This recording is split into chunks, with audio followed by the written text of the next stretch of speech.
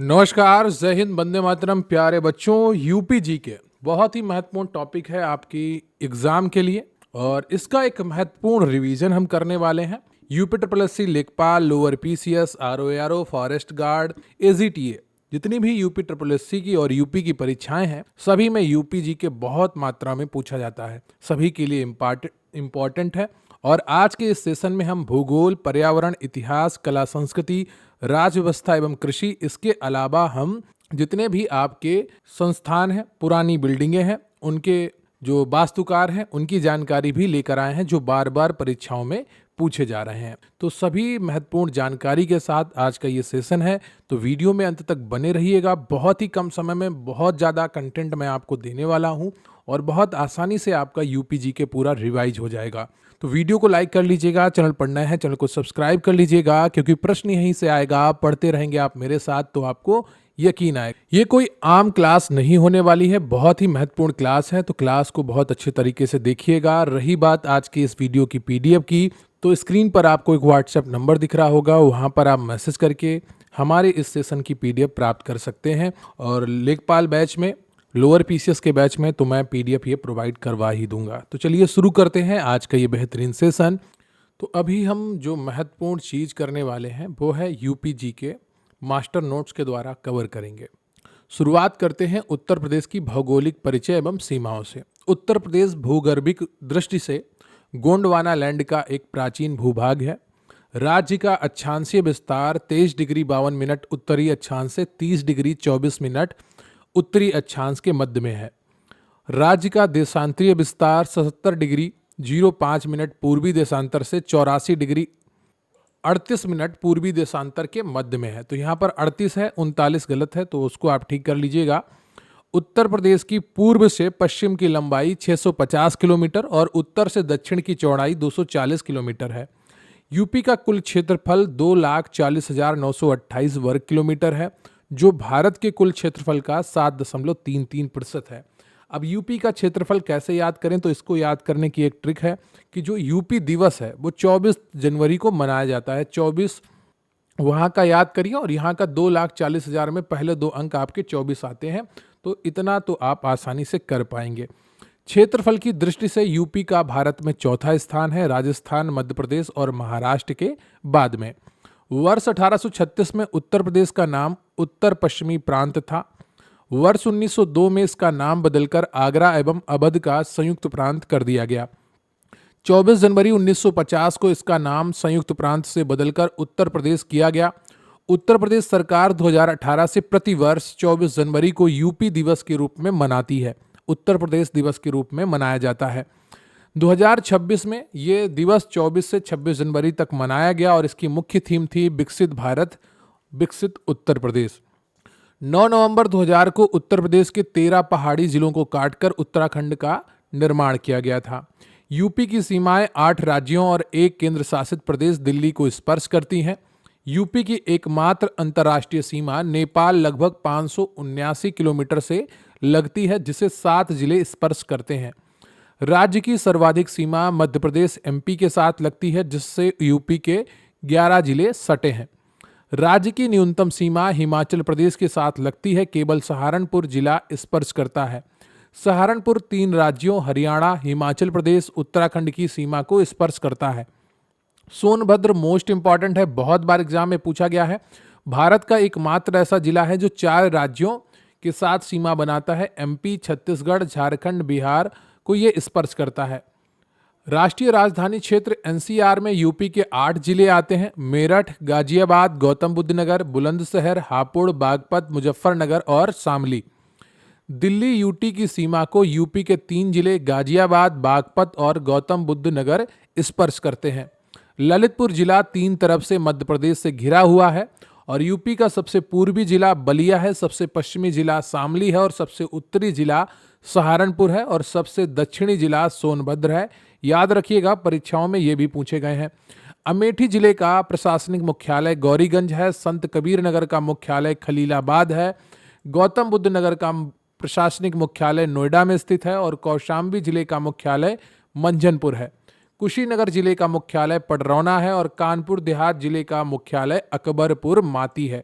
तो ये सारे महत्वपूर्ण तथ्य हैं जिनको आपको याद करना होगा।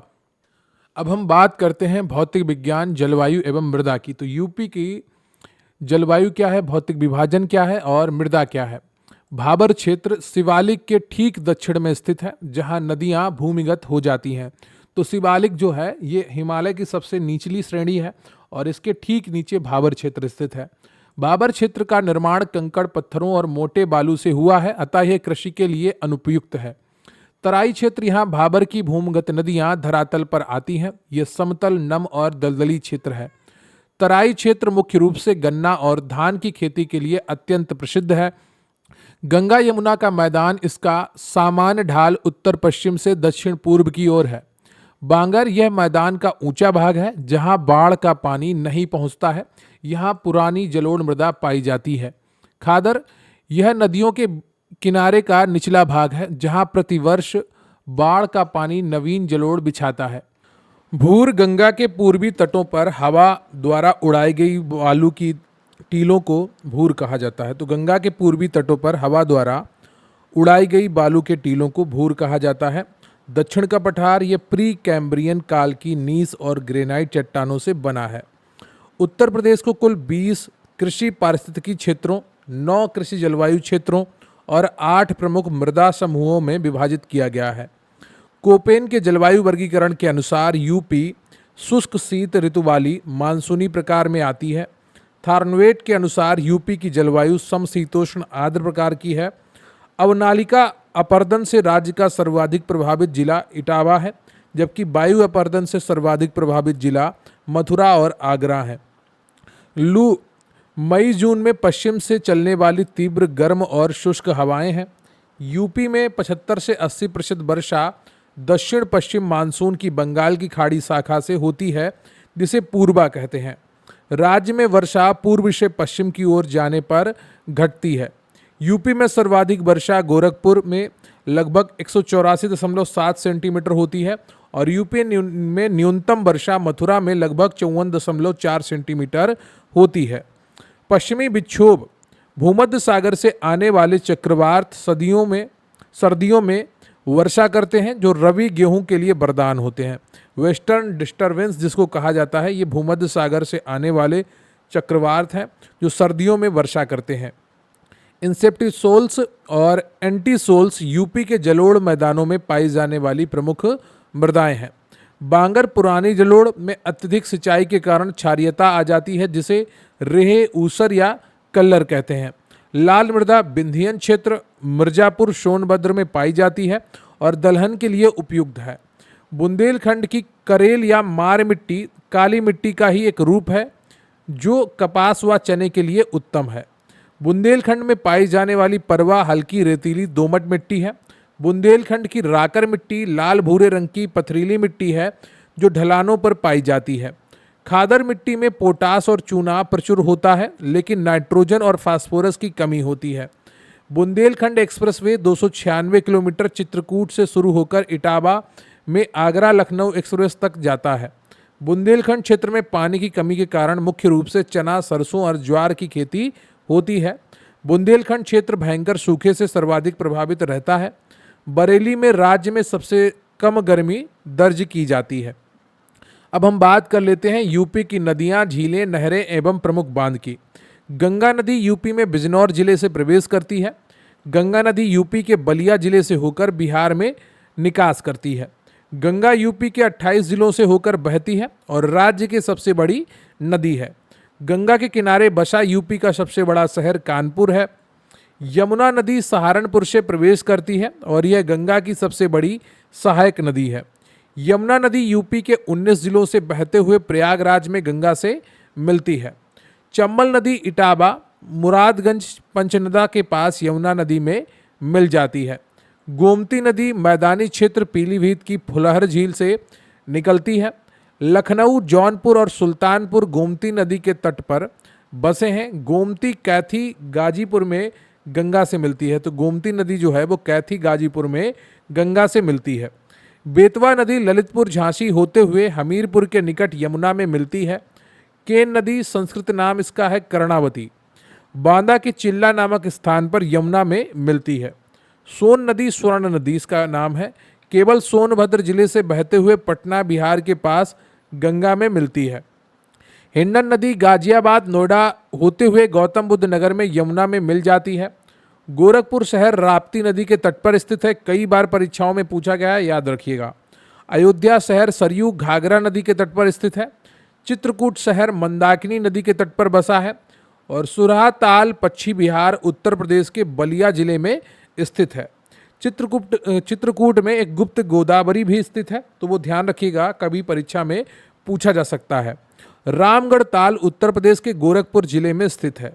बखीरा झील संत कबीर नगर जिले में स्थित है। कीठम झील सूर सरोवर आगरा में स्थित है। शारदा नहर उत्तर प्रदेश की सबसे बड़ी लंबी नहर प्रणाली है और यह पीलीभीत से होकर गुजरती है। पूर्वी यमुना नहर राज्य की सबसे पुरानी नहर है, यह 1830 में स्थापित हुई थी। सरयू नहर राष्ट्रीय परियोजना भारत एवं यूपी की सबसे लंबी 6623 किलोमीटर लंबी एकल नहर परियोजना है। उत्तर प्रदेश में सिंचाई का सबसे प्रमुख साधन नलकूप है, जिसके द्वारा लगभग 75% सिंचाई होती है। रिहंद बांध पिपरी सोनभद्र में स्थित यूपी का सबसे बड़ी परियोजना है। रिहंद बांध के जलाशय को गोविंद बल्लभ पंत सागर कहा जाता है और सबसे बड़ी कृत्रिम झील भी यही है। माता टीला बांध रानी लक्ष्मीबाई बांध बेतवा नदी पर ललितपुर में स्थित है। परीक्षा बांध और डुकमा बांध दोनों बेतवा नदी पर झांसी में स्थित है। राजघाट बांध बेतवा नदी पर ललितपुर में स्थित है। यूपी एमपी का ये संयुक्त परियोजना है। बाण सागर परियोजना सोन नदी तट पर स्थित है और ये यूपी एमपी और बिहार की संयुक्त परियोजना है। अब हम बात करेंगे कृषि खनिज एवं ऊर्जा संसाधन की। योजना आयोग के अनुसार यूपी को 9 कृषि जलवायु क्षेत्रों में बांटा गया है। 2026 के अनुसार अगर बात करें तो उत्तर प्रदेश भारत का सबसे बड़ा कृषि प्रधान राज्य है। यह गेहूं, गन्ना, आलू, जौ, आम, अमरूद और आंवला के उत्पादन में प्रथम स्थान पर है। चावल के भी उत्पादन में भारत में यूपी प्रथम स्थान पर आ गया है। यहाँ पर दूसरा स्थान लिखा है, तो ये आप इसको सही कर लीजिएगा। धान उत्पादन में भी यूपी भारत में प्रथम स्थान पर आ गया है। यूपी भारत में कुल खाद्यान्न उत्पादन और सब्जी उत्पादन में भी शीर्ष स्थान पर है। काला नमक चावल, जिसे बुद्ध का महाप्रसाद कहा जाता है, सिद्धार्थ नगर का जीआई टैग उत्पाद है। आगरा का आलू अन्य राज्यों में ताज ब्रांड के नाम से निर्यात किया जाता है। और अगर विश्व स्तर पर बात की जाए तो भारत चीन को पीछे छोड़कर धान उत्पादन या चावल उत्पादन में प्रथम देश बन गया है। मलिहाबादी दशहरी आम लखनऊ नवाब ब्रांड के नाम से जाना जाता है और रतौल आम बागपत का जीआई उत्पाद है। बुंदेलखंड के महोबा का देशावरी पान पूरे देश में प्रसिद्ध है और इसे जीआई टैग मिला है। यूरेनियम एवं तांबा उत्तर प्रदेश में यह केवल ललितपुर में पाया जाता है। यूपी में हीरे के भंडार बांदा और मिर्जापुर के जंगल क्षेत्र में मिलते हैं। कोयले के भंडार राज्य में सिंगरौली सोनभद्र बेसिन में पाए जाते हैं। डायस्पोर इसके उत्पादन में उत्तर प्रदेश भारत में प्रथम स्थान पर है। हाल ही के वर्षों में सोनभद्र की रामगरिया और हरदी पहाड़ियों में सोने के भंडार खोजे गए हैं। सिलिका सैंड कांच बालू प्रयागराज के शंकरगढ़ में प्रचुर मात्रा में पाया जाता है और चूना पत्थर मिर्जापुर, कजराहट और सोनभद्र चुर्क डल्ला में मिलता है, जहां सीमेंट उद्योग है। अग्नि प्रतिरोधक फायर प्रूफ कपड़े बनाने के लिए काम आने वाला एस्बेस्टस मिर्जापुर में मिलता है। यूपी की कुल स्थापित ऊर्जा क्षमता में ताप विद्युत का योगदान सर्वाधिक है। हरदुआगंज अलीगढ़ राज्य का सबसे पुराना 1942 में स्थापित ताप विद्युत गृह है। नरौरा परमाणु विद्युत केंद्र NAPS बुलंदशहर में गंगा तट पर स्थित यूपी का एकमात्र परमाणु संयंत्र है। दादरी गौतम बुद्ध नगर का ताप विद्युत संयंत्र गैस आधारित है। देश और यूपी की सबसे बड़ी फ्लोटिंग सोलर तैरता और सौर संयंत्र परियोजना रिहंद जलाशय सोनभद्र पर स्थित है। सौर ऊर्जा नीति 2022 के अनुसार यूपी सरकार ने 2027 तक 22,000 मेगावाट और सौर ऊर्जा का लक्ष्य रखा है। बुंदेलखंड ग्रीन एनर्जी कॉरिडोर के तहत जालौन, ललितपुर और झांसी में 4,000 मेगावाट के सोलर पार्क बन रहे हैं। गन्ने की खोई का उपयोग बायोमास ऊर्जा उत्पादन में चीनी मिलों द्वारा किया जाता है। यूपी ग्रीन हाइड्रोजन नीति 2024 का लक्ष्य 2028 तक 10 lakh metric ton green hydrogen का उत्पादन है। कंप्रेस्ड बायोगैस संयंत्रों की स्थापना यूपी राज्य जैव ऊर्जा नीति 2022 के तहत पराली जलाने से रोकने के लिए हो रही है। और यूपी सरकार ने 2030 तक सभी सरकारी वाहनों को इलेक्ट्रिक में बदलने का लक्ष्य रखा है। यूपी भारत में इलेक्ट्रिक वाहनों के पंजीकरण में शीर्ष राज्यों में से एक है। इलाहाबादी सुर्ख अमरूद प्रयागराज का प्रसिद्ध जीआई उत्पाद है और गन्ने को उत्तर प्रदेश की प्रमुख नकदी फसल माना जाता है। तो ये आपका इम्पोर्टेंट कंटेंट है। और अगला सेक्शन जो है वो यूपी के पर्यावरण, आर्द्रभूमि, वन एवं वन्यजीव से संबंधित है। तो वीडियो को लाइक कर लीजिएगा और वीडियो में अंत तक बने रहिएगा। जब हम पर्यावरण की बात करते हैं तो यूपी में रामसर स्थल अब 12 हो गए हैं और भारत में कुल 99 हैं। पटना पक्षी अभ्यारण्य एटा में स्थित है और यह यूपी का 11वां रामसर स्थल है। शेखा झील अलीगढ़ में स्थित है और यूपी का 12वां और सबसे नया रामसर स्थल है। ऊपरी गंगा नदी ब्रिज घाट से नरौरा बुलंदशहर यूपी का पहला और सबसे पुराना 2005 का रामसर स्थल है। ताज ट्रेपेजियम जोन मथुरा रिफाइनरी की SO2 गैस से ताजमहल को मार्बल कैंसर अम्ल वर्षा से बचाने हेतु 10,400 वर्ग किलोमीटर का संरक्षित क्षेत्र है। गंगा नदी यूपी में कानपुर से प्रयागराज के बीच सर्वाधिक प्रदूषित होती है और यहाँ का BOD अधिकतम है, लेकिन 2017-19 के बाद में इसमें काफ़ी सुधार देखने को मिला है। गंगा प्रदूषण का मुख्य कारण कानपुर का चमड़ा उद्योग है जो क्रोमियम छोड़ता है। इस पर भी काफ़ी लगाम लगाई जा चुकी है। ISFR 2023 यूपी का कुल वन और वृक्ष आवरण 23,907 वर्ग किलोमीटर है जो कुल 9.96% है। ISFR 2023 के अनुसार यूपी का वन आवरण 6.24% और वृक्ष आवरण 3.72% है। राज्य में सर्वाधिक वन क्षेत्र सोनभद्र जिले में पाया जाता है। यूपी में अति सघन वन सर्वाधिक लखीमपुर खीरी जिले में है। चंद्रप्रभा वन्यजीव अभ्यारण्य 1957 में स्थापित हुआ। चंदौली में स्थित यह यूपी का पहला अभ्यारण्य है। हस्तिनापुर वन्यजीव अभ्यारण्य 1986 में स्थापित हुआ। मेरठ बिजनौर क्षेत्र में फैला है और ये यूपी का सबसे बड़ा अभ्यारण्य है। महावीर स्वामी वन्यजीव अभ्यारण्य 1977 में स्थापित हुआ। ललितपुर में यह स्थित है और यह यूपी का सबसे छोटा अभ्यारण्य है। राष्ट्रीय चंबल वन्यजीव अभ्यारण्य आगरा इटावा क्षेत्र में है। घड़ियाल संरक्षण हेतु प्रसिद्ध है। कछुआ अभ्यारण्य वाराणसी में गंगा नदी में कछुआ के संरक्षण के लिए स्थापित किया गया था। नवाबगंज पक्षी विहार 1984 में स्थापित हुआ। उन्नाव में स्थित है। ये यूपी का पहला पक्षी विहार है और इसका नया नाम शहीद चंद्रशेखर आजाद पक्षी विहार है। लाख बहोसी पक्षी विहार 1988 में स्थापित हुआ। कन्नौज में स्थित है और ये यूपी का सबसे बड़ा पक्षी विहार है। ओखला पक्षी विहार नोएडा में स्थित है जिसे बर्ड पैराडाइज के नाम से जाना जाता है। टाइगर रिजर्व की अगर बात की जाए तो यूपी में कुल 4 टाइगर रिजर्व हैं। दुधवा, अमनगढ़, पीलीभीत, रानीपुर।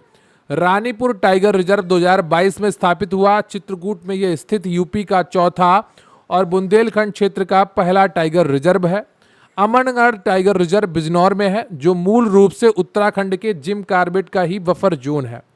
पीलीभीत टाइगर रिजर्व बाघों की संख्या दोगुनी करने के लिए इसे TX2 अवार्ड मिल चुका है और बहुत बार ये प्रश्न परीक्षाओं में पूछा गया है। बाघ गणना 2022 के अनुसार उत्तर प्रदेश में बाघों की कुल संख्या 205 हो गई है। Terai elephant reserve TER 2022 Dudhwa Pilibhit क्षेत्र में स्थापित यह यूपी का दूसरा एलिफेंट रिजर्व है। गिद्ध संरक्षण महाराजगंज फरेंदा में विश्व का पहला जटायु एशियाई किंग गिद्ध संरक्षण केंद्र स्थापित है। भालू संरक्षण यूपी में आगरा, मथुरा और इटावा में भालू संरक्षण केंद्र है। लायन सफारी की अगर बात की जाए तो बब्बर शेरों के प्रजनन के लिए इटावा में स्थापित की गई है। शहीद अशफाक उल्ला खान प्राणी उद्यान गोरखपुर में स्थित यूपी का सबसे नया तीसरा चिड़ियाघर है और यूपी सरकार ने वृक्षारोपण जन आंदोलन के तहत 2030 तक वन आवरण को 15% करने का लक्ष्य रखा है। अब हम बात करेंगे यूपी के प्राचीन एवं मध्यकालीन इतिहास की। वीडियो को लाइक कर लीजिएगा और वीडियो में अंत तक बने रहिएगा। एक एक बिंदु बहुत ही इंपॉर्टेंट है। बेलन घाटी प्रयागराज मिर्जापुर यहाँ के लोहदा नाला से पुरापाषाण कालीन मातृ देवी की अस्थि मूर्ति मिली है। कोल्डी हवा प्रयागराज यहाँ से 6000 ईसा पूर्व के चावल की खेती के प्राचीनतम साक्ष्य प्राप्त हुए हैं। लहुरादेव संत कबीर नगर से।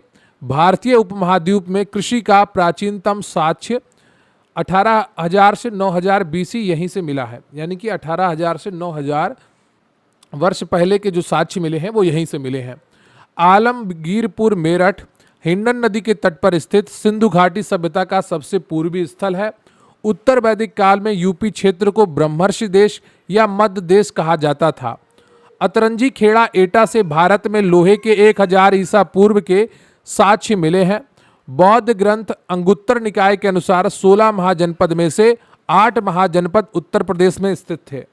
महाजनपद की राजधानियों की अगर बात की जाए तो कुरु इंद्रप्रस्थ थी, सूरसेन की मथुरा थी, वत्स की कौशाम्बी थी, कौशल की श्रावस्ती थी, मल्ल की कुशीनगर थी, काशी की वाराणसी थी और चेदी की सुक्तिमती थी।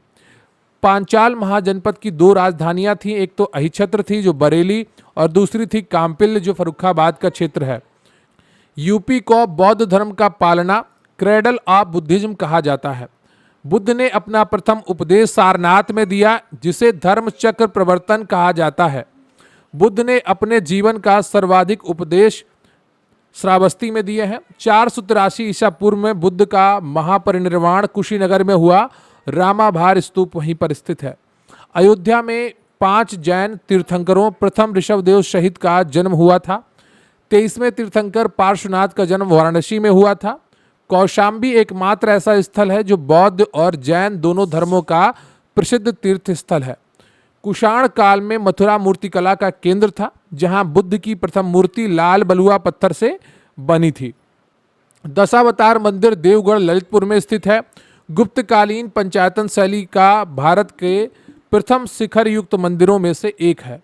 भीतरगांव मंदिर कानपुर में स्थित है। ये गुप्त काल का यह मंदिर केवल ईंटों से बना भारत का प्राचीनतम मंदिर है। हर्षवर्धन ने अपनी राजधानी थानेश्वर से कन्नौज स्थानांतरित की जिसे महोदय नगर कहा जाता है। इसे महोदय श्री भी कहा जाता है। कन्नौज के लिए पाल प्रतिहार और राष्ट्रकूटों के बीच में त्रिपक्षीय संघर्ष हुआ जिसमें गुर्जर प्रतिहार जीते थे। दिल्ली सल्तनत काल में बदायूं सबसे महत्वपूर्ण इक्ता था। इल्तुतमिश पहले यहीं का गवर्नर था। आगरा शहर की स्थापना 1504 ईस्वी में सिकंदर लोदी ने राजपूतों पर नियंत्रण के लिए की थी। ये इंपॉर्टेंट है, बहुत बार परीक्षाओं में पूछा गया है। जौनपुर सरकी राजवंश फिरोज शाह तुगलक ने जौना खां की याद में बसाया। इसे पूर्व का सिराज कहा जाता है। जौनपुर की अटाला मस्जिद इब्राहिम शाह सरकी स्थापत्य का सर्वोच्च उदाहरण है। इसमें मीनारें नहीं हैं। अकबर ने फतेहपुर सीकरी बसाई और गुजरात विजय पर बुलंद दरवाजा बनवाया। इत्माद-उद-दौला का मकबरा आगरा में स्थित है। नूरजहां द्वारा यह निर्मित है। पियट्रा ड्यूरा रंगीन पत्थरों की जड़ाई का यह पहला उदाहरण है। अकबर का मकबरा सिकंदरा आगरा में स्थित है। जहांगीर द्वारा यह पूर्ण कराया गया। यह मकबरा गुम्बद विहीन है। शाहजहां ने आगरा के लाल किले में मोती मस्जिद का निर्माण कराया था। टोडरमल दहसाला बंदोबस्त के जनक माने जाते हैं। अकबर के राजस्व मंत्री का जन्म लहरपुर सीतापुर में हुआ था। अब हम बात करेंगे यूपी का आधुनिक इतिहास एवं 1857 की क्रांति में यूपी के योगदान की। तो वीडियो को लाइक कर लीजिएगा, चैनल पर बने रहिएगा। अवध राज्य की स्थापना 1722 में सआदत खान बुरहान उल मुल्क ने की। राजधानी फैजाबाद बनाई थी। नवाब आसफुद्दौला ने राजधानी फैजाबाद से लखनऊ स्थानांतरित की और मुहर्रम के लिए बड़ा इमामबाड़ा बनवाया। रूमी दरवाजा लखनऊ में आसफुद्दौला द्वारा निर्मित है और इसे तुर्किश गेटवे कहा जाता है। अवध का अंतिम नवाब वाजिद अली शाह था जो अख्तर पिया उपनाम से ठुमरी रचता था। 1856 में डलहौजी ने जेम्स आउटरम की रिपोर्ट पर कुशासन का आरोप लगाकर अवध का विलय कर लिया। 29 मार्च 1857 को मंगल पांडे बलिया निवासी ने बैरकपुर में अंग्रेज अधिकारियों की हत्या कर दी। 1857 की क्रांति की विधिवत शुरुआत 10 मई 1857 को मेरठ कदम सिंह से हुई थी। 1857 के विद्रोह में सर्वाधिक सैनिक अवध क्षेत्र से ही शामिल हुए थे। लखनऊ में विद्रोह का नेतृत्व बेगम हजरत महल ने किया और दमन कालीन कैंपबेल ने किया था। मोस्ट इंपॉर्टेंट है, बहुत बार परीक्षाओं में बेगम हजरत महल से जुड़ा हुआ प्रश्न पूछा गया है। कानपुर में नाना साहब जिनका नाम धोंदूपंत था और तात्या टोपे रामचंद्र पांडुरंग ने नेतृत्व किया था। झांसी में रानी लक्ष्मीबाई ने नेतृत्व किया। ह्यूरोज ने उन्हें एकमात्र मर्द कहा था। प्रयागराज इलाहाबाद में लियाकत अली ने नेतृत्व किया और इनका दमन कर्नल नील ने किया। फैजाबाद में मौलवी अहमदुल्ला ने जिहाद का नारा दिया। अंग्रेजों ने 50,000 का इन पर इनाम रखा था। बरेली में खान बहादुर खान ने क्रांति का नेतृत्व किया था और मोस्ट इंपॉर्टेंट लाइन है, ये बार बार परीक्षाओं में पूछी गई है। 1 नवंबर 1858 को महारानी विक्टोरिया का घोषणा पत्र कैनिंग ने प्रयागराज के मिंटो पार्क में पढ़ा था, ये भी इंपॉर्टेंट है। स्वतंत्रता पूर्व भारतीय राष्ट्रीय कांग्रेस के यूपी में कुल 9 अधिवेशन हुए। 1888 में प्रयागराज में जॉर्ज यूले कांग्रेस के पहले अंग्रेज अध्यक्ष बने। 1916 लखनऊ में अध्यक्ष अंबिकाचरण मजूमदार बने। यहाँ प्रसिद्ध लखनऊ समझौता नरम गरम दल व मुस्लिम लीग हुआ। 1925 में कानपुर में सरोजनी नायडू कांग्रेस की प्रथम भारतीय महिला अध्यक्ष बनी। 1946 मेरठ के अधिवेशन में आज़ादी के समय जेबी कृपलानी कांग्रेस के अध्यक्ष थे। एएमयू सर सैयद अहमद खान द्वारा 1875 में स्थापित 1920 में यूनिवर्सिटी बना। अलीगढ़ मुस्लिम यूनिवर्सिटी की बात हो रही है। बीएचयू पंडित मदन मोहन मालवीय द्वारा 1916 में स्थापित, यही गांधी जी ने अपना पहला सार्वजनिक भाषण दिया था। देवबंद आंदोलन 1866 में हुआ। सहारनपुर में मौलाना हुसैन अहमद व कासिम नौनतवी द्वारा शुरू हुआ। एचआरए हिंदुस्तान रिपब्लिकन एसोसिएशन 1924 में सचिंद्र नाथ सान्याल व राम प्रसाद बिस्मिल द्वारा कानपुर में स्थापित हुई। काकोरी ट्रेन एक्शन 9 अगस्त 1925 को लखनऊ के पास ट्रेन लूटी गई।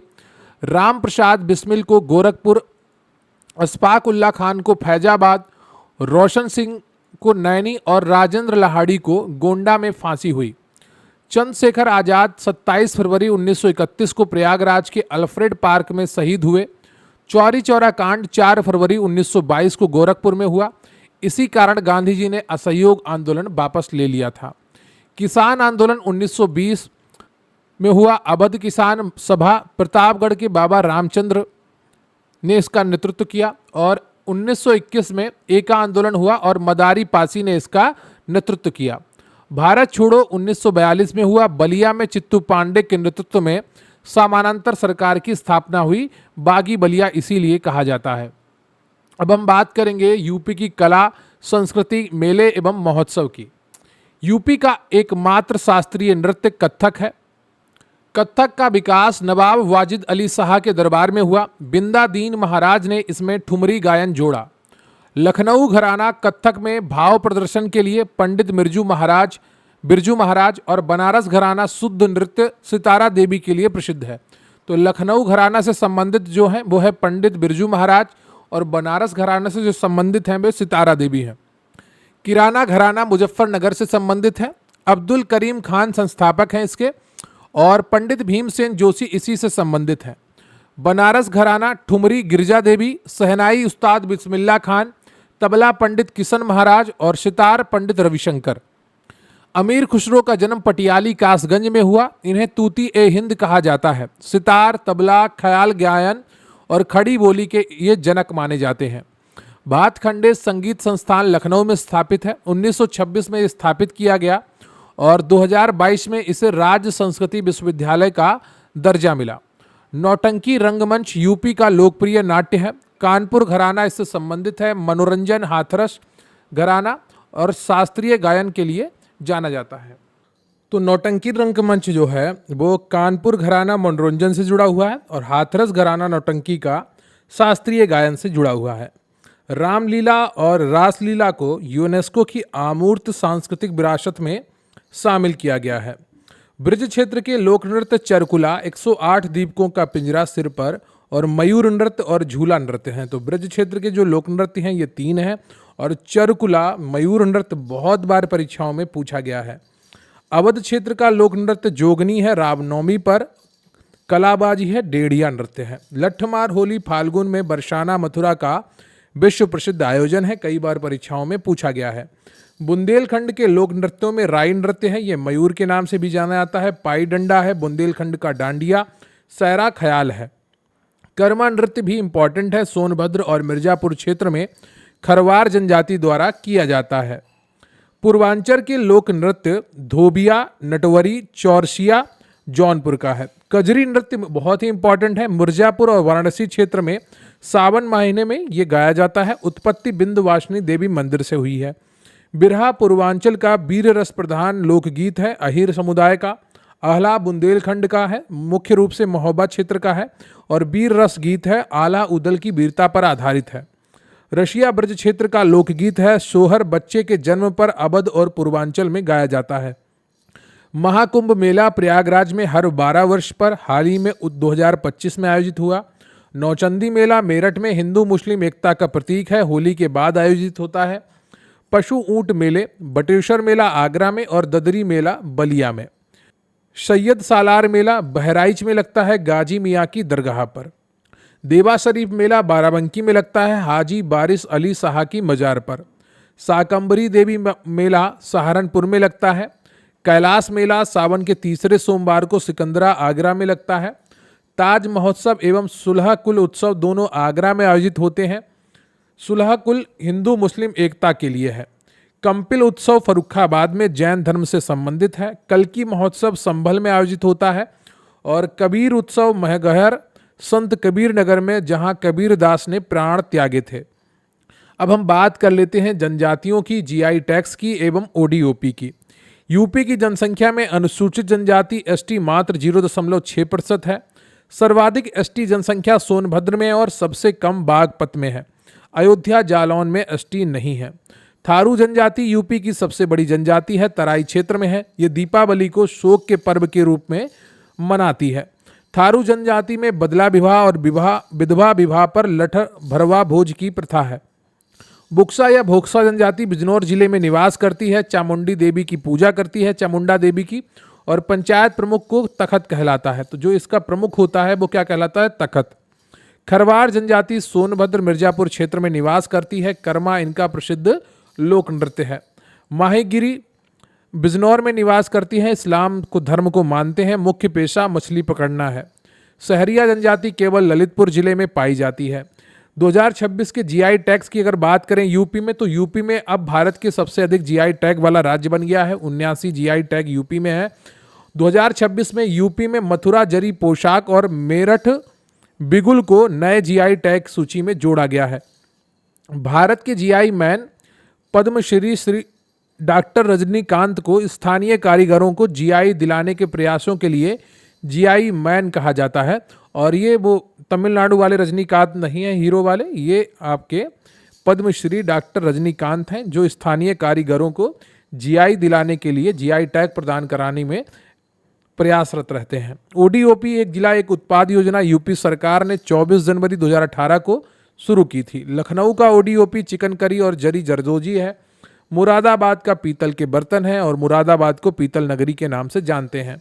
भदोही एवं मिर्जापुर का ओडीओपी कालीनों का निर्माण है। गोरखपुर का ओडीओपी टेराकोटा मिट्टी के खिलौने हैं। अलीगढ़ का ओडीओपी ताले एवं हार्डवेयर है। कन्नौज का ओडीओपी इत्र है। फिरोजाबाद का ओडीओपी कांच की चूड़ियाँ सुहाग नगरी कहलाती है फिरोजाबाद। मेरठ का ओडीओपी खेल का सामान है। फिरोजाबाद में कांच म्यूजियम भी खुलने वाला है, तो ये भी याद रखिएगा। पीलीभीत का ओडीओपी बांसुरी है। प्रयागराज और अमेठी का ओडीओपी मूज उत्पाद है। वाराणसी और चित्रकूट का ओडीओपी लकड़ी के खिलौने हैं। एटा का ओडीओपी घंटी और घुंघरू है। अयोध्या और मुजफ्फरनगर का ओडीओपी गुड़ है। कानपुर नगर और आगरा को ओडीओपी चमड़ा उत्पाद है। झांसी का ओडीओपी सॉफ्ट टायर्स है। हाथरस का ओडीओपी हींग है। और बलिया का ओडीओपी बिंदी टिकुली है। संभल का ओडीओपी सींग और हड्डी हस्तशिल्प है। अब हम बात करेंगे यूपी की राज्य व्यवस्था, प्रशासन एवं प्रमुख संस्थानों की। राज्यपाल श्रीमती सरोजनी नायडू यूपी और स्वतंत्र भारत की पहली महिला राज्यपाल थीं। मुख्यमंत्री पंडित गोविंद बल्लभ पंत यूपी के प्रथम मुख्यमंत्री थे। वे भारत के गृह मंत्री भी रहे। सुचेता कृपलानी यूपी और भारत की किसी भी राज्य की प्रथम महिला मुख्यमंत्री थीं।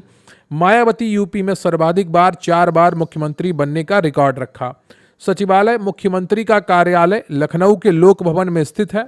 मुख्य सचिव राज्य प्रशासन का शीर्ष अधिकारी होता है। वर्तमान में कौन है मैंने आपको बताया है, कमेंट बॉक्स में उनका पूरा नाम जरूर लिखिएगा। यूपी का विधानमंडल द्विसदनीय है और विधानसभा में 403 निर्वाचित सीटें हैं, 84 जिसमें 403 टोटल सीटें हैं और उनमें से निर्वाचित सीटें जो आरक्षित सीटें हैं वो 84 एससी की हैं और 2 एसटी की हैं।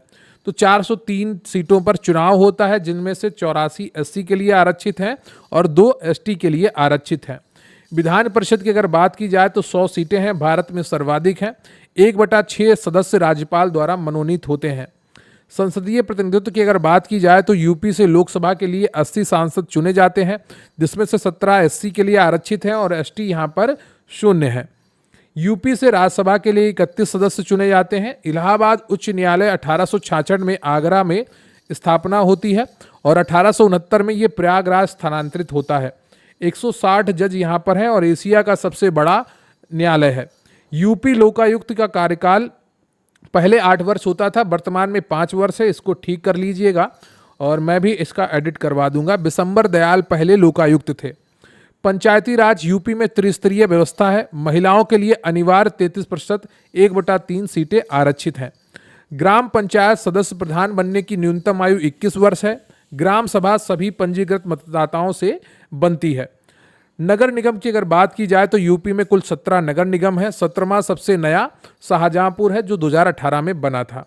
राज्य निर्वाचन आयोग पंचायतों व निकायों का चुनाव कराता है। गठन इसका 1994 में हुआ था। प्रशासनिक इकाइयां यूपी में 75 जिले और 18 मंडल हैं। नवीनतम मंडल अलीगढ़ है। पुलिस कमिश्नरेट यूपी के 7 शहरों में है। लखनऊ, नोएडा, कानपुर, वाराणसी, आगरा, गाजियाबाद, प्रयागराज में ये लागू है। निवेश मित्र योजना ईज ऑफ डूइंग बिजनेस के लिए यूपी सरकार का सिंगल विंडो क्लियरेंस सिस्टम है। सीडीआरआई, एनबीआरआई, आईआईटीआर और आईआईएसआर ये सभी प्रमुख संस्थान लखनऊ में स्थित हैं। एनएसआई सरकरा चीनी और आईआईपीआर दलहन से संबंधित संस्थान कानपुर में स्थित है। तो राष्ट्रीय सरकरा इंस्टीट्यूट चीनी से जुड़ा हुआ है, ये कानपुर में है, और आईआईपीआर दलहन से जुड़ा संस्थान है, ये कानपुर में स्थित है। दलहन वाला अभी परीक्षा में पूछा गया था हाल ही में। आईबीआरआई पशु और सीएआरआई पक्षी से जुड़ा संस्थान इज्जतनगर बरेली में स्थित है। तो ये दोनों चिकित्सालय हैं, कहाँ पर स्थित है? पशु और पक्षी इज्जतनगर बरेली में। आईआईएचआर हथकरघा वाराणसी में और आईजीएफआरआई चारागाह से संबंधित है, ये झांसी में स्थित है। चारागाह झांसी में बहुत बार परीक्षाओं में पूछा गया था। केंद्रीय विश्वविद्यालय यूपी में 6 केंद्रीय विश्वविद्यालय हैं। इलाहाबाद विश्वविद्यालय 1887 में बना और राज्य का सबसे पुराना विश्वविद्यालय है। राजीव गांधी विमानन विश्वविद्यालय रायबरेली में है और रानी लक्ष्मीबाई कृषि विश्वविद्यालय झांसी में है। मेजर ध्यानचंद खेल विश्वविद्यालय मेरठ में निर्माणाधीन है। महायोगी गुरु गोरखनाथ आयुष विश्वविद्यालय गोरखपुर में है। राज्य प्रतीक की अगर बात की जाए तो यूपी का राज्य पशु बारहसिंगा है, राज्य पक्षी सारस है, वृक्ष अशोक है और पुष्प पलाश टेसु है। गंगा डाल्फिन सुंस जिसको कहते हैं, 2023 में यूपी ने इसे राज्य जलीय जीव घोषित किया है। और उद्योग शहर कत्था के लिए बरेली, कागज के लिए सहारनपुर, बीड़ी प्रयागराज मिर्जापुर और माचिस के लिए बरेली सहारनपुर। झांसी का किला बंगरा पहाड़ी पर राजा वीर सिंह जूदेव ने बनवाया। कालिंजर का किला बांदा में है। इलाहाबाद का किला अकबर द्वारा 1583 में गंगा यमुना संगम पर बनवाया गया था। अब हम बात करेंगे उत्तर प्रदेश सरकार की प्रमुख योजनाएं एवं पहलों की। 2026 तक ये अपडेटेड होंगी। तो उत्तर प्रदेश सरकार की प्रमुख योजनाओं की अगर बात करें तो सबसे महत्वपूर्ण योजना है जो अभी फरवरी 2026 में लॉन्च हुई है, वो है टेक युवा समर्थ युवा योजना। इसके तहत एआई, एआर, वीआर, एक्सआर जैसी उभरती तकनीकों में 25 लाख युवाओं को प्रशिक्षित किया जाएगा। इसके लिए 100 करोड़ का बजट आवंटित किया गया है। युवाओं को भविष्य की अर्थव्यवस्था के लिए तैयार करने हेतु लखनऊ और गौतम बुद्ध नगर में यू हब्स के माध्यम से मेंटरशिप और अवसर दिए जाएंगे। अगली जो महत्वपूर्ण योजना है वो है नवयुग पालिका योजना। मार्च 2026 में ये अनुमोदित हुई है। राज्य के 58 जिला मुख्यालयों, टियर 2 और 3 शहरों में स्मार्ट इंफ्रास्ट्रक्चर, सड़क, ड्रेनेज, स्ट्रीट लाइटिंग विकसित करने की ये पूरी तरह से राज्य फंडेड योजना है, यानी कि इसमें केंद्र सरकार का कोई योगदान नहीं है। नवयुग पालिका योजना का बजट अगर बात की जाए तो स्मार्ट सिटी मिशन के तर्ज पर छोटे शहरों के विकास हेतु 5 वर्षों में कुल 2,915 करोड़, सालाना 583 करोड़ का प्रावधान किया गया है। अगली जो महत्वपूर्ण योजना है वो है सरदार वल्लभ भाई पटेल रोजगार एवं औद्योगिक क्षेत्र योजना। 2026-27 के बजट में ये घोषित हुई है और ये योजना एमएसएमई को बढ़ावा देने और नए औद्योगिक क्षेत्र विकसित करने के लिए है। इसमें आवंटन किया गया है 575 करोड़ का। एक और योजना है मुख्यमंत्री शहरी विस्तार एवं नई शहर प्रोत्साहन योजना। 3500 करोड़ रुपए के प्रावधान के साथ आगरा, लखनऊ, मेरठ, बुलंदशहर आदि में नई आवासीय परियोजनाएं और इंफ्रास्ट्रक्चर सुधार के लिए है। एक और महत्वपूर्ण योजना है एक जनपद एक व्यंजन योजना, ओडीओसी, जो कि काफ़ी इम्पोर्टेंट है। बजट 2026-27 में 75 करोड़ के प्रावधान से प्रत्येक जिले के पारंपरिक व्यंजनों को पर्यटन, रोजगार और खाद्य प्रसंस्करण से जोड़ना। यूपी महिला उद्यमी क्रेडिट कार्ड योजना, महिलाओं के आर्थिक सशक्तिकरण हेतु उद्यमिता, उत्पादन और मार्केटिंग के लिए क्रेडिट कार्ड के माध्यम से आसान ऋण सहायता उपलब्ध कराना। मुख्यमंत्री जीरो फैटलिटी विजन योजना, सड़क दुर्घटनाओं में मौतों को शून्य करने हेतु ये योजना बस फ्लीट यानी कि इलेक्ट्रिक वाहन के सुदृढ़ीकरण और यातायात सुरक्षा से जुड़ी है। एक जनपद एक उत्पाद योजना 24 जनवरी 2018 को लॉन्च हुई थी। प्रत्येक जिले के एक पारंपरिक उत्पाद, हस्तशिल्प या कृषि की ब्रांडिंग, प्रशिक्षण और निर्यात सहायता। अगली है मुख्यमंत्री कन्या सुमंगला योजना, 25 अक्टूबर 2019 को लॉन्च हुई। लड़कियों को जन्म से स्नातक तक 6 किस्तों में कुल 25,000 डीबीटी की सहायता से प्रदान किए जाते हैं। आय सीमा 3 लाख तक होनी चाहिए, अधिकतम 2 बेटियों तक ये मिलता है। अगली जो योजना है वो है मुख्यमंत्री सामूहिक विवाह योजना। ये योजना पहले से चल रही थी, लेकिन 2026-27 बजट में इसको अपडेट किया गया है। गरीब परिवारों की बेटियों के विवाह पर दी जाने वाली सहायता राशि 51,000 से बढ़ाकर 1.01 लाख रुपए कर दी गई है। इसके लिए 750 करोड़ का बजट आवंटित किया गया है। अगली है नंदनी कृषक समृद्धि योजना, 25 अगस्त 2023 से शुरू हुई है, 2024 में अपडेट हुई है और 25 देसी गायों की यूनिट पर 50% अनुदान सरकार देती है, अधिकतम 31.25 लाख रुपए। यह 18 मंडल मुख्यालयों में लागू है। अगली जो महत्वपूर्ण योजना है वो है मिनी नंदनी कृषक समृद्धि योजना, 23 अक्टूबर 2024 को लॉन्च हुई है। 10 गायों की यूनिट पर 50% अनुदान, अधिकतम 11.80 लाख दिया जाता है। ये छोटे पशुपालकों के लिए प्रदेश के सभी जिलों में लागू है। अब हम बात करेंगे उत्तर प्रदेश की स्थापत्य कला की ऐतिहासिक एवं प्रमुख सरकारी भवनों के बारे में। ताजमहल आगरा में स्थित है। मुगल सम्राट शाहजहां द्वारा 1632 से 53 तक जिसने शासन किया था उसने निर्मित कराया। इसके मुख्य वास्तुकार उस्ताद अहमद लाहौरी और उस्ताद ईसा थे। आगरा का लाल किला सम्राट अकबर द्वारा निर्मित 1565 से 1573। इसके निर्माण के मुख्य वास्तुकार कासिम खान थे। फतेहपुर सीकरी आगरा में स्थित है।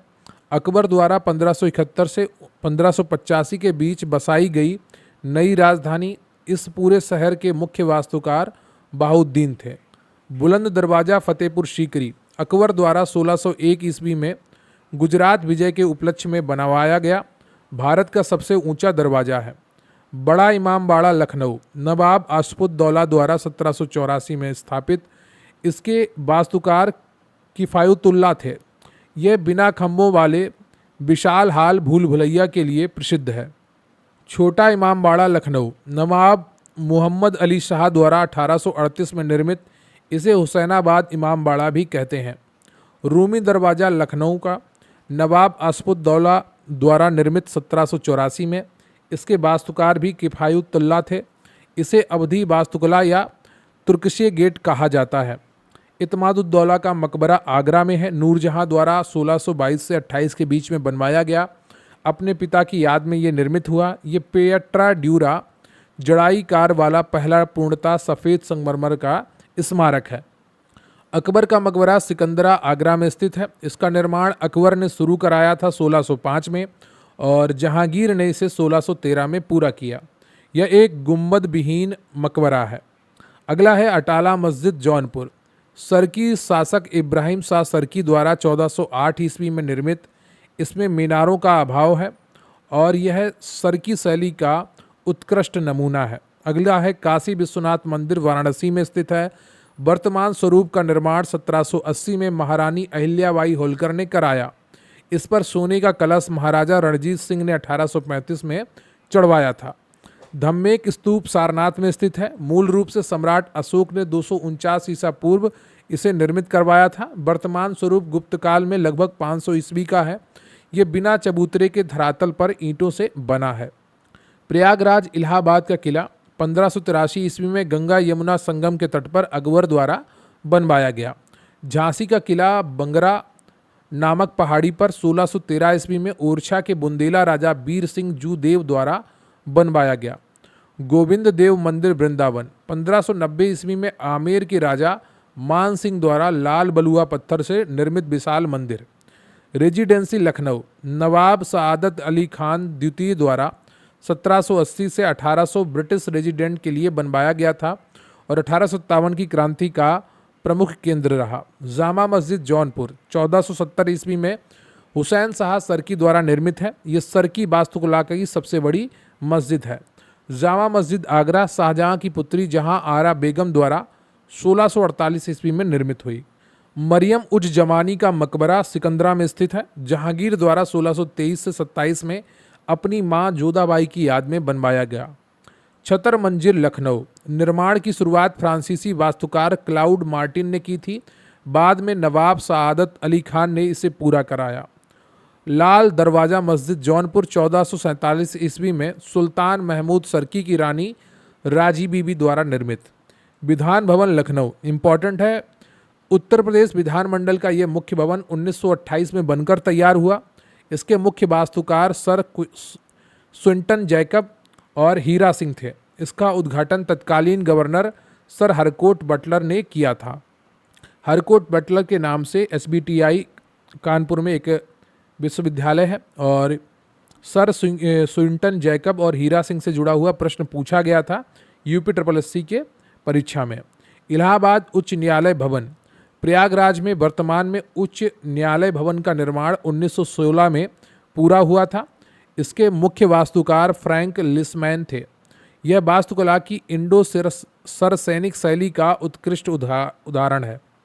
कैसरबाग पैलेस लखनऊ अवध के अंतिम नवाब वाजिद अली शाह द्वारा 1848 से 50 में निर्मित कराया गया। यह उनके निवास और शाही कार्यक्रमों का प्रमुख केंद्र था। ला मार्टिनियर कॉलेज लखनऊ में स्थित है। फ्रांसीसी मेजर जनरल क्लाउड मार्टिन द्वारा 1790 के दशक में निर्मित हुआ। इसे मूल रूप से उनके निवास कॉन्स्टेसिया के रूप में बनाया गया था। पंचमहल फतेहपुर सीकरी में स्थित है। सम्राट अकबर द्वारा निर्मित है। 5 मंजिला पिरामिडानुमा संरचना है। यह बौद्ध विहारों की वास्तुकला से प्रेरित है। शेख सलीम चिश्ती का मकबरा फतेहपुर सीकरी अकबर द्वारा 1580 से 81 में निर्मित है। सूफी संत की याद में लाल बलुआ पत्थर और सफ़ेद संगमरमर से बनवाया गया। सारनाथ का अशोक स्तंभ सम्राट अशोक द्वारा लगभग 250 ईसा पूर्व में निर्मित है। इस पर 4 शेर विराजमान है, जिसे भारत के राष्ट्रीय प्रतीक के रूप में अपनाया गया है। खुसरोबाग प्रयागराज सम्राट जहांगीर द्वारा 17वीं शताब्दी में बनवाया गया। इसमें जहांगीर के सबसे बड़े पुत्र खुसरो, उसकी पत्नी और पुत्री के मकबरे स्थित हैं। बहू बेगम का मकबरा अयोध्या फैजाबाद नवाब सुआजुद्दौला के काल के बाद 1816 में उनकी पत्नी उन्मुत्त जोहरा बानो की याद में निर्मित। इसे पूरब का ताजमहल भी कहा जाता है। तो याद रखिएगा, बहू बेगम का मकबरा अयोध्या फैजाबाद में स्थित है और ये पूरब का ताजमहल कहलाता है। लोक भवन लखनऊ में स्थित है। 2016 में इसका उद्घाटन हुआ है। ये अत्याधुनिक भवन उत्तर प्रदेश के मुख्यमंत्री का नया कार्यालय है। सिग्नेचर बिल्डिंग लखनऊ में स्थित है। ये उत्तर प्रदेश पुलिस का नया मुख्यालय है। यह 2019 में उद्घाटित एक अत्याधुनिक और हाईटेक वास्तुकला का उदाहरण है। बापू भवन, योजना भवन और शक्ति भवन ये सभी लखनऊ में स्थित उत्तर प्रदेश के महत्वपूर्ण प्रशासनिक और सचिवालय भवन हैं। डॉक्टर अंबेडकर सामाजिक परिवर्तन स्थल लखनऊ में मायावती सरकार द्वारा 2008 में उद्घाटित गुलाबी बलुआ पत्थर से निर्मित एक विशाल स्मारक है। राधा स्वामी समाधि दयालबाग आगरा में स्थित है। 1904 में वास्तुकला का ये अनूठा संगमरमर भवन बनना शुरू हुआ था और इसके वास्तुकार और परिकल्पना सर साहबजी महाराज की थी। इसका निर्माण कार्य लगभग 100 वर्ष से अधिक चला। कालिंजर का किला बांदा जिले में बिंद पहाड़ियों पर स्थित है। इस अभेद्य किले का निर्माण मुख्य रूप से चंदेल शासकों द्वारा कराया गया था। शेर शाह सूरी की मृत्यु यहीं पर हुई थी। अब एक और महत्वपूर्ण चर्चा कर लेते हैं वो है उत्तर प्रदेश जनगणना की सेंसस 2011 के आधार पर। 2027 की जनगणना आपकी आने वाली है, तो उससे पहले जो कुछ परीक्षाएं बची हैं उनके लिए ये जनगणना का जो डेटा है वो महत्वपूर्ण रहेगा। 2011 की जनगणना के अनुसार उत्तर प्रदेश की कुल जनसंख्या 19,98,12,341 थी, लगभग 19.98 करोड़, जो भारत की कुल जनसंख्या का 16.5% है। राज्य में पुरुषों की जनसंख्या लगभग 52.29% है और महिलाओं की जनसंख्या लगभग 47.71% है। उत्तर प्रदेश का जनसंख्या घनत्व 829 व्यक्ति प्रति वर्ग किलोमीटर है। राज्य की दशकीय वृद्धि दर 2001-11 के दौरान 20.22% रही है। उत्तर प्रदेश का लिंगानुपात 912 महिलाएं प्रति 1000 पुरुष है। 2001 में 898 था। राष्ट्रीय औसत 943 है। राज्य का शिशु लिंगानुपात 0 से 6 वर्ष तक के बच्चों का 902 है। यूपी की कुल साक्षरता दर 67.7% है, जिसमें पुरुषों की साक्षरता 77.3% और महिलाओं की साक्षरता 57.2% है। सर्वाधिक जनसंख्या वाला जिला प्रयागराज इलाहाबाद है, जबकि न्यूनतम जनसंख्या वाला जिला महोबा है। सर्वाधिक जनघनत्व वाला जिला गाजियाबाद है, 3971 प्रति वर्ग किलोमीटर, और न्यूनतम जनघनत्व वाला जिला ललितपुर है, 242 व्यक्ति प्रति वर्ग किलोमीटर। सर्वाधिक साक्षरता दर वाला जिला गौतम बुद्ध नगर 80.12% है, जबकि न्यूनतम साक्षरता श्रावस्ती 46.74% में है। सर्वाधिक महिला साक्षरता कानपुर नगर में है और न्यूनतम महिला साक्षरता श्रावस्ती में है। सर्वाधिक लिंगानुपात जौनपुर 1024 में है और न्यूनतम लिंगानुपात गौतम बुद्ध नगर 851 है। सर्वाधिक ग्रामीण जनसंख्या प्रयागराज में है, जबकि सर्वाधिक शहरी जनसंख्या गाजियाबाद में है। कुल जनसंख्या में ग्रामीण जनसंख्या का प्रतिशत 77.73% है और शहरी जनसंख्या का प्रतिशत 22.27% है। सर्वाधिक दशकीय वृद्धि दर वाला जिला गौतम बुद्ध नगर 49.1% है और न्यूनतम दशकीय वृद्धि दर वाला जिला कानपुर नगर 9.9% है। तो ये आपका पूरा यूपी जीके का रिवीजन था। वीडियो को लाइक कर लीजिएगा, चैनल पर नया है चैनल को सब्सक्राइब कर लीजिएगा और कमेंट करके बताइएगा कि आज का ये सेशन कैसा लगा। मैंने प्रयास किया है कि यूपी जीके के हर हिस्से को छुआ जाए और एक मैराथन क्लास को आपके सामने रखा जाए। मैंने 2-3 आपको मैराथन क्लास रिवीजन के लिए यूपी की कराई हैं। अगर आप वो सारी तैयार कर लेंगे और कुछ विशेष PYQs मैंने भी कराए हैं 1441, उनको भी आप तैयार कर लीजिए, तो यूपी जीके का कोई भी प्रश्न मुझे नहीं लगता उससे बाहर जाएगा। यूपी करंट अफेयर्स के भी कुछ प्रश्न आपके लिए महत्वपूर्ण हैं, उनको भी आप तैयार करिए। इस वीडियो में भी मैंने कुछ करंट अफेयर्स का डेटा आपको दिया है। तैयारी करते रहिए और अपने लिए एक नया भविष्य बनाना है तो शॉर्टकट छोड़कर मेहनत का रास्ता अपनाइए। मेहनत से ही सफलता आपके कदम चूमेगी। रही बात आज के इस वीडियो की PDF की, तो स्क्रीन पर आपको एक WhatsApp नंबर दिख रहा होगा, वहाँ पर मैसेज करके आप ये PDFs प्राप्त कर सकते हैं और उसकी फ़ीस क्या है वो स्क्रीन पर आपको दिख रही होगी। लेखपाल बैच में ये PDF प्रोवाइड करवा दी जाएगी, लोअर PCS के बैच में ये PDF प्रोवाइड करवा दी जाएगी और अच्छे से तैयारी करते रहिए। अगर आप जुड़ना चाहते हैं तो स्क्रीन पर आपको WhatsApp नंबर दिख रहा होगा, वहाँ पर आप मैसेज करके आप जुड़ सकते हैं।